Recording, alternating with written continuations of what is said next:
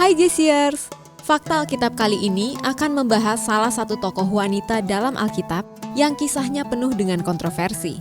Seorang wanita yang cantik dan cerdik, namun menggunakan semua kualitasnya untuk satu tujuan, yaitu uang. Ya, dialah Delila, wanita pujaan Simson. Seperti apa kisahnya? Yuk saksikan terus fakta Alkitab. Sebelum lebih lanjut, yuk diklik dulu tombol subscribe dan tombol loncengnya, biar Jesiers tidak ketinggalan video-video terbaru dari Jawaban Channel. Asal muasal. Delila adalah perempuan Filistin yang dicatat dalam Perjanjian Lama dalam Alkitab. Namanya disebut 6 kali dan pertama kali muncul dalam Hakim-Hakim 16 ayat 4. Nama Delila berarti bermanja-manja. Alkitab tidak memberi kita pengetahuan tentang orang tua dan latar belakangnya, kecuali bahwa dia berasal dari Lembah Sorek. Lembah Sorek adalah salah satu cekungan drainase terbesar dan yang paling penting di pegunungan Yudea. Wilayah Lembah Sorek menjadi wilayah perbatasan antara Filistin dan Israel, dan sekarang wilayah ini dipenuhi dengan perkebunan penghasil anggur merlot. Berasal dari bangsa penyembah berhala. Delila berasal dari Filistin, sebuah bangsa yang cukup banyak disebutkan dalam Alkitab. Bangsa Filistin dikenal sebagai musuh sekaligus seteru bagi kerajaan Israel. Dimulai dari kepemimpinan Yosua, zaman para hakim, sampai dengan zaman Raja Saul. Mereka dipukul mundur oleh Daud tetapi berhasil mempertahankan diri di pesisir.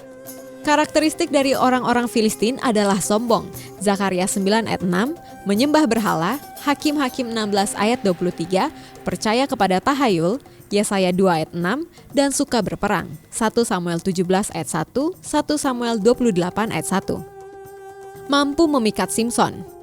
Sebagai seorang wanita yang lahir dan besar di Filistin, Delila mampu memikat Simson, seorang nazir Allah yang memiliki kekuatan besar yang melayani sebagai hakim terakhir Israel. Delila sangat dicintai Simson. Ia menjadi satu-satunya wanita dalam cerita asmara Simson yang disebutkan namanya dalam Alkitab.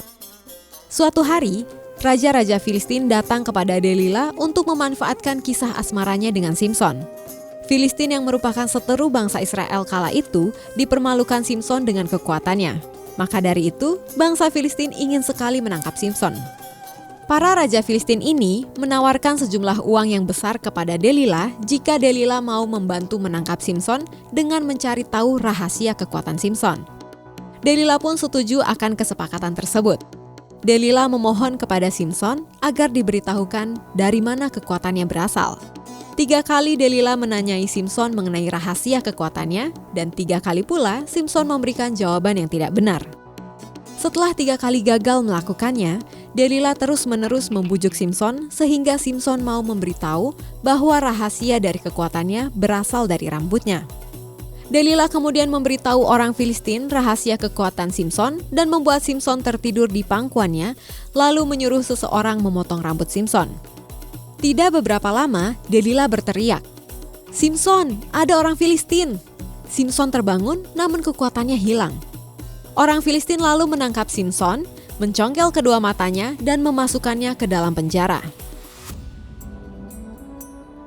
Pendapat tokoh dan pelajaran dari kisah Simson dan Delila.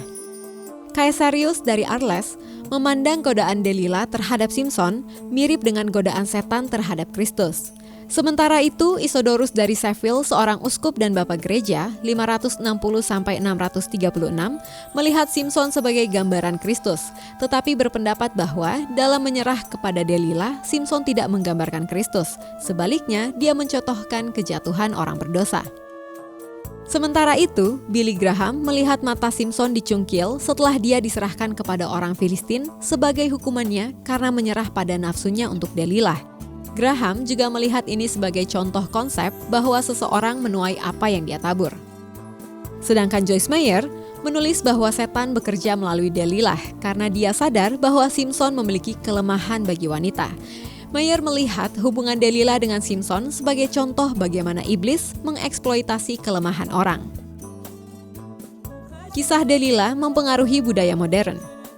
Tidak berhenti di zaman Perjanjian Lama, namun kisah Simson dan Delila juga mempengaruhi budaya masa kini.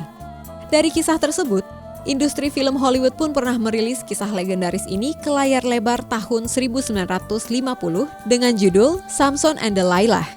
Bukan hanya film. Lirik lagu berjudul Delilah pun pernah diciptakan dan dipopulerkan oleh Tom Jones. Jauh sebelumnya, sebuah novel karya H.G. Wells yang berjudul The Invisible Man terbit di tahun 1897. Penggunaan nama Delilah muncul di dalamnya yang berkonotasi penipuan dan pengkhianatan. Menurut Ensiklopedia Britannica, nama Delilah telah menjadi sinonim dengan wanita yang menggairahkan dan berbahaya. Demikian fakta Alkitab tentang Delilah, tokoh wanita kontroversi yang ada dalam Alkitab. Kalau Anda suka dengan video ini, silakan di-like, share, dan komen fakta Alkitab apa lagi yang ingin kalian ketahui. Pastikan juga kamu subscribe dan mengaktifkan tombol lonceng untuk notifikasi video-video terbaru dari Jawaban. Jika Anda membutuhkan sahabat untuk berbicara, meminta nasihat atau dorongan semangat, maka Anda juga bisa menghubungi konseling center kami, Sahabat 24, sekarang juga. Sahabat 24 tidak saja jadi sahabat, tapi juga berdoa buat Anda. Sahabat 24 siap untuk melayani 24 jam. Sampai di sini dulu fakta Alkitab hari ini. Sampai ketemu di episode berikutnya.